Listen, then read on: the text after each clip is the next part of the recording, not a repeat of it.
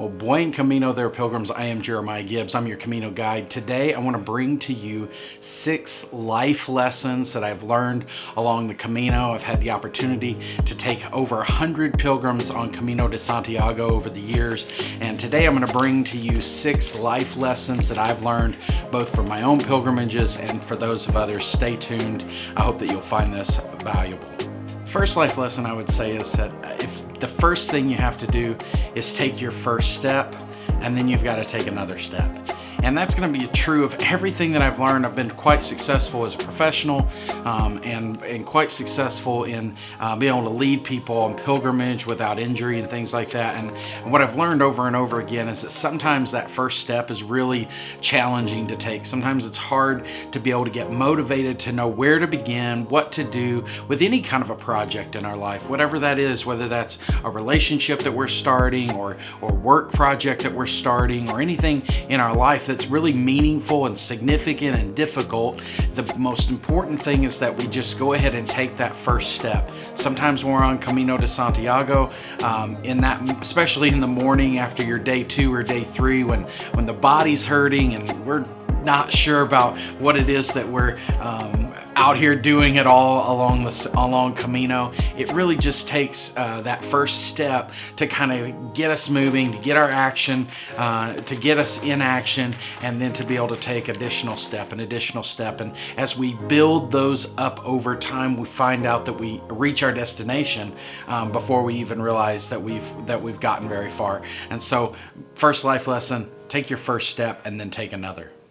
The second life lesson I've learned along the Camino is that you can do hard things. This is probably the one that sticks with my students as young adults who are trying to figure out how to live life. Sometimes anxiety and the challenge of what it is that's in front of us will keep us from taking any action at all.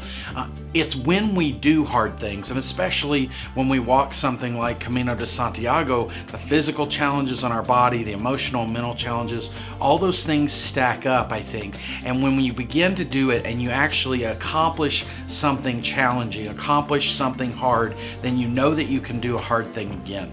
When you've been able to face that. For me personally, I learned that in boot camp first as an 18-year-old taking on the United States Marine Corps. I learned that I can do hard things, and I've learned watching so many of my young adults to be able to walk Camino de Santiago and learn that they too can do hard things. I know you can do the hard thing. I know that you can make the way, and you'll learn that you can do other hard things when you've made the way as well. The third life lesson that I would bring to you from Camino is, if you want to go long, go slow. And I think this is really countercultural for us in the modern world, that oftentimes we experience life as super fast-paced. We go out and we work hard and we work harder and we work more days and so on, and just continuing to go forward all the time at a breakneck pace. And one of the things that you learn on Camino de Santiago is that if you want to go long, you have to go slow.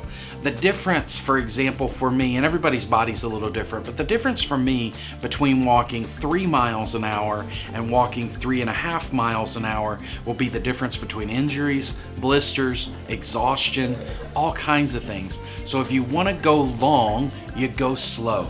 And that slow is different for each person. That's true on Camino, it's true in life. But in my everyday life, I've learned that if I take Sabbath time, an idea that in Christian theology we talk about taking a 1 day a week that would be a day of rest, a day of non-productive time for ourselves. And for me, that Sabbath time is really critical to be able to recover and then work hard those other 6 days. And that's one of the things that we'll learn along Camino de Santiago as well. Go slow, you can go long. It's possible if you just take it one step at a time and be able to preserve the strength that you need for tomorrow. The fourth life lesson that I've learned along Camino de Santiago is that pain causes empathy. doesn't cause it for everybody. Some people never get the life lesson, but if you're paying attention and you're experiencing really the pain that comes along Camino de Santiago, then you will also learn to be able to empathize with other people. And the reality is, most of us don't know what it's like to be in someone else's shoes.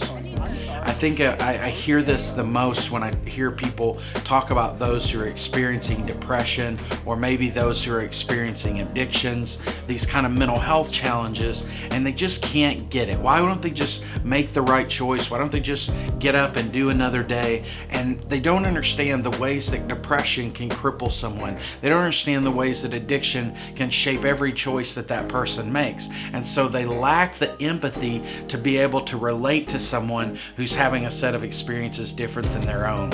I think one of the things that I've learned along Camino is if you will walk in another's shoes, often it's because you've already walked in some of those shoes yourself.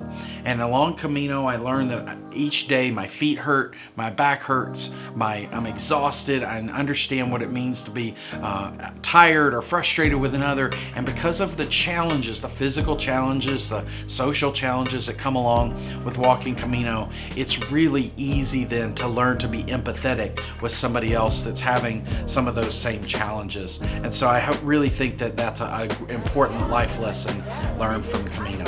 Before we give those two last life lessons, I want to encourage you to click the like button on this video, subscribe to this channel. I make videos all about Camino de Santiago, teaching you about some of the spirituality of Camino, helping prepare you through gear reviews, and helping be able to teach you about how to make Camino in kind of education mode. And so if you're interested in Make Camino de Santiago, I want to be able to help you to make the way. Subscribe to the channel, click the like button on this video, and I will be glad to be able to see you make Camino de Santiago as well.